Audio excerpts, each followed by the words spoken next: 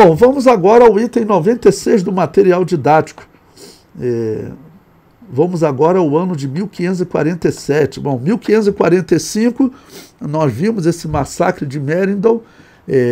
1547, Calvino, ele estava em Genebra desde 1536, há 11 anos, tá bom? Que ele tinha criado um sistema lá que até os músicos sofriam, porque determinadas peças e cancioneiros que vivessem cantando pelas ruas, eles eram perseguidos, porque só podia ter cântico na igreja protestante de Calvino, acredite, né? Bom, então, ano 1547, Calvino, que viveu de 1509 a 1564, foi criado em uma atmosfera menos católica, mas manteve o batismo da Babilônia apocalíptica. Uma pausa para explicar a vocês. Em primeiro lugar, Calvino e Lutero, todos eles foram batizados na Babilônia apocalíptica e nunca receberam um batismo cristão. Mantiveram todos eles o batismo de recém-nascidos. Eles não são cristãos, irmãos. Eles não são cristãos. Então, por isso que eu falei aqui, que fique bem claro, ele manteve o batismo da Babilônia apocalíptica. Calvino fugiu da França quando o protestantismo foi considerado ilegal e fez de Genebra a sua base ministerial. Isso foi em 1534, né? Bom, eu cito aí um texto do site de biografia de João Calvino, que diz: Calvino ficou na cidade de Genebra, Suíça, durante 2 anos, mas elaborou um código litúrgico e civil tão severo que acabou sendo expulso pelo Conselho Municipal. Porque, como eu disse para vocês, nem os artistas podiam tocar mais. Era um cristianismo do estilo imposição. Isso não é cristianismo, irmão. Quem impõe a fé, ele não sabe o que é cristianismo. Quem acredita que a fé pode acontecer através da imposição, ele não sabe o que é cristianismo. Bom, entre 1538 e 1541, permaneceu em Estrasburgo, no leste da França, onde reformou a liturgia e as instituições paroquiais, ao mesmo tempo que dirigia pessoalmente uma congregação. Ou seja, saiu de lá expulso, né? E veio para a França. Nessa época, conheceu Martim Lutero e participou de vários conclaves entre católicos e protestantes. Eu até dei um destaque aqui para vocês verem que católicos e protestantes eles se reuniam normalmente, irmãos, tá bom? E debatiam doutrinas. Em setembro de 1547, Calvino retornou a Genebra a pedido das autoridades. Lembrando, isso aqui é um texto, né? Um histórico sobre Calvino. Eu não estou comentando, não. Eu coloco aqui como documento para vocês. Olha o que ele vai dizer. Que Calvino retornou a Genebra a pedido das autoridades para impedir a tentativa do cardeal de restaurar o catolicismo. Calvino era radical, ele era um problema para a cidade, tá bom? Só que o protestantismo, ele estava correndo o risco de cair para o catolicismo. E se caísse, esses políticos perdiam ainda mais. Porque o dízimo voltaria a ser da Igreja Católica. As terras que eles tomaram da Igreja Católica voltaria tudo para a Igreja Católica. Então você veja que é tudo uma questão política. Não? Tudo é uma questão política.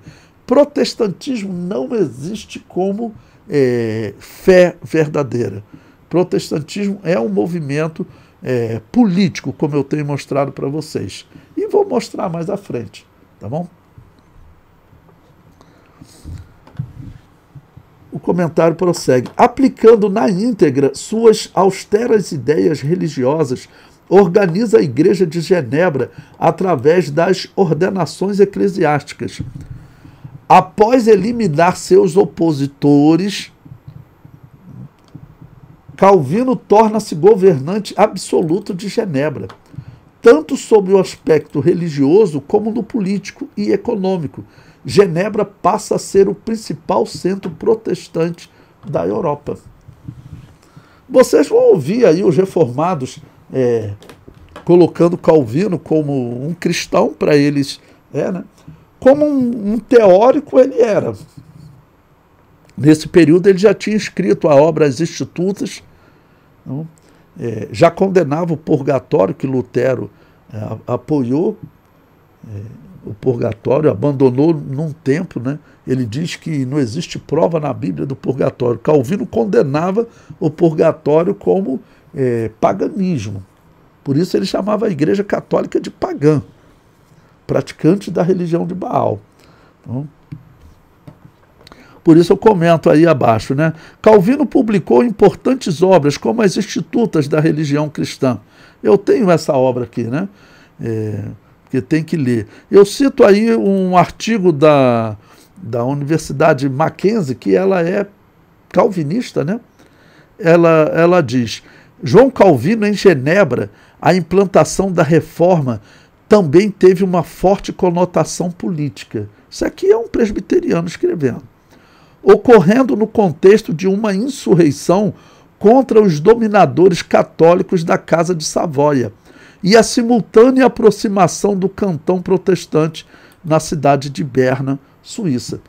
Eu coloquei só esse texto para você poder ver que nós estamos realmente diante de grupos políticos, não? Grupos políticos. Não? O historiador prossegue: Calvino também não foi um exemplo de caridade, como veremos em sua carta ao Duque de Somerset, protetor da Inglaterra durante a minoridade de Eduardo VI. Pessoas que persistem nas superstições do anticristo romano devem ser reprimidas pela espada que lhe foi confiada. Ou seja, ele escreve, Eduardo, ele é o rei que, Eduardo VI é o rei que substitui Henrique VIII. Henrique VIII, ele foi quem implantou o protestantismo na Inglaterra e tomou todos os bens da Igreja Católica, tá bom? Expulsou os padres, e agora o filho dele continua como protestante também. Calvino está falando, olha, você tem que usar a espada contra esses anticristo, essas superstições do anticristo romano. Para ele, a Igreja Católica, o fato dela praticar paganismo, invocar o mundo dos mortos e ter ali o purgatório, ele fala, isso aí é a religião do anticristo. Olha, não é que nesse caso Calvino está certo? O cara não errou 100% do que ele falou, não. Essa religião é a religião do anticristo, que é a religião da maçonaria. O que Calvino não sabe, como ele foi enganado, é que quem estava por trás disso tudo era a maçonaria.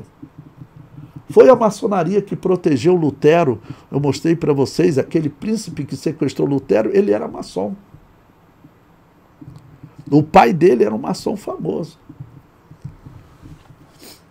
Bom, o historiador prossegue. Em 1547, James Gruet, ele é chamado também de Jacques Gruet, se atreveu a publicar uma nota criticando Calvino e foi preso, torturado no potro, 2 vezes por dia durante 1 mês e finalmente sentenciado à morte por blasfêmia. Vocês sabem o que é potro? Eu até coloquei lá no rodapé para vocês.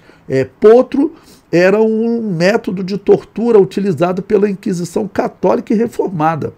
O réu era deitado em uma cama feita com ripas e tinha seus membros amarrados com cordas, usando uma haste de metal ou madeira.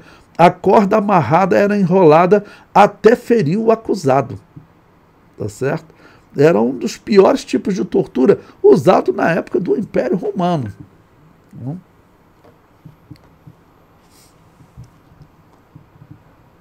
E depois, os irmãos Comparet, em 1555, foram acusados de libertinagem, não é nem heresia, e executados e esquartejados. Seus restos mortais foram exibidos em diferentes partes de Genebra. Aí, se você procurar na internet, eu já vi, estava lá Augusto Nicodemos, a pessoa perguntando a ele se Calvino mandou matar alguém. Não, Calvino não mandou matar ninguém. Quem mandava matar era o poder público. Quem mandava em Genebra era Calvino. Tanto que eu mostrei historiador contando. Ele eliminou os seus opositores. entregaram o poder a ele, por quê? Porque tinha um exército com Calvino. Nós veremos daqui a pouco, Calvino manda exércitos dele para o Brasil. A invasão da Baía de Guanabara, quem fez foi Calvino. Tá bom? Que eles fundaram aqui a França Antártica. Calvino, nesse período, estava gerenciando, vamos dizer, as guerras da Europa. Tanto tem esse documento que ele manda para o rei da Inglaterra, dizendo, mata os católicos. Esse homem não tinha nada de Deus na vida dele, senão não fazia isso. Além de ser herege, era violento. Eu comento, os reformadores desenvolveram os 5 solas, um ponto que afirmava somente as Escrituras. Ele se opunha à doutrina católica que afirmava que as tradições possuíam tanta autoridade quanto a Bíblia. A teoria protestante era perfeita, mas eles continuaram defendendo doutrinas sem respaldo bíblico, como o batismo infantil, a teoria da guerra santa e a predestinação. Todos eles continuaram defendendo que Maria permaneceu virgem após o nascimento de Jesus. Em nenhum momento a Bíblia defende a virgindade perpétua de Maria, mas Calvino continuou defendendo essa heresia católica. Uma pausa antes de nós lermos a citação. Lembre-se que a virgindade perpétua de Maria, isso foi uma adaptação do paganismo de Diana dos Efésios. Aquela que o apóstolo Paulo combateu, aquela Diana, ela era definida como perpetuamente virgem, porque ela era Semíramis, né? A virgindade perpétua vinha de Semíramis, da Babilônia. Essa é a religião da Babilônia, irmãos. Essa é a religião da Babilônia. Bom, eu coloco aí também um texto de um sermão de João Calvino, em que ele diz o seguinte: houve certas pessoas que quiseram sugerir, a partir dessa passagem, Mateus 1,25, que a Virgem Maria teve outros filhos além do Filho de Deus, e que José se relacionou intimamente com ela depois. Mas que estupidez, diz Calvino. O escritor do Evangelho não teve a intenção de registrar o que aconteceu depois. Ele simplesmente quis deixar bem clara a obediência de José. Ele, portanto, nunca habitou com ela, nem compartilhou de sua companhia. Além disso, nosso Senhor Jesus Cristo é chamado o primogênito.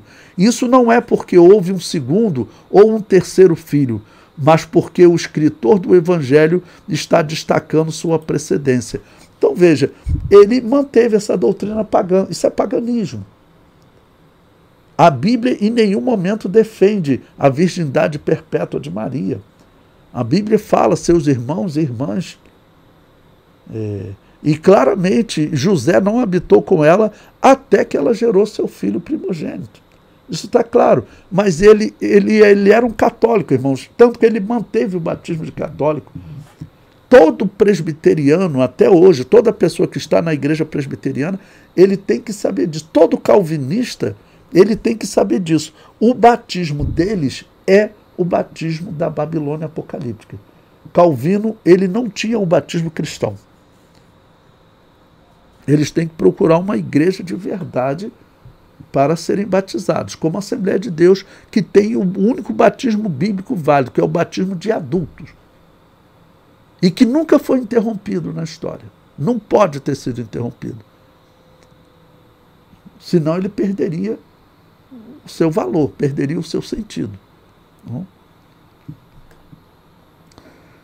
O comentário prossegue. Os reformados ouviam somente as Escrituras, significando que deveriam ter a Bíblia como única autoridade de fé e prática. Mas os próprios reformados mantiveram doutrinas sem respaldo bíblico. Bom, eu cito aí também um outro historiador, Bruce Gordon, que ele, em 2009, agora escreveu uma biografia completa sobre Calvino. Eu tirei um trecho pequeno aí que ele diz: entre essas coisas que ele odiava estavam a Igreja Romana, os anabatistas e aquelas pessoas que ele acreditava abraçaram o Evangelho apenas de coração fraco e se mancharam com a idolatria. Pessoas que diziam que se tornaram protestantes, né? Mas não seguiam o protestantismo à risca. Não? continuava no protestantismo como era no catolicismo, só de nome. Não? Então o indivíduo destilava ódio para todos os lados. Né? Um site católico defende a sua Inquisição denunciando a Inquisição protestante. Né? Eu cito aí um exemplo, perdão, irmão, de um site católico que ele comenta: protestantes também tentaram erradicar e punir aqueles que eles consideravam hereges. Lutero e Calvino aprovaram o direito do Estado de proteger a sociedade purgando falsas religiões, ou seja, matar os diferentes, os anabatistas. Na verdade, Calvino não apenas expulsou de Genebra aqueles que não compartilhavam seus pontos de vista, como permitiu e, em alguns casos, ordenou que outros fossem executados por heresia. Por exemplo, Jacques Guet, torturado e decapitado em 1545, e Miguel Servetus, queimado em 1553. Eu vou contar a história dele para vocês. Na Inglaterra e na Irlanda, os reformistas se envolveram em suas inquisições e execuções implacáveis. As estimativas conservadoras indicam que milhares de católicos ingleses e irlandeses foram mortos, muitos por ser enforcados, atraídos e separados, por praticar a fé católica e se recusar a tornar-se protestantes.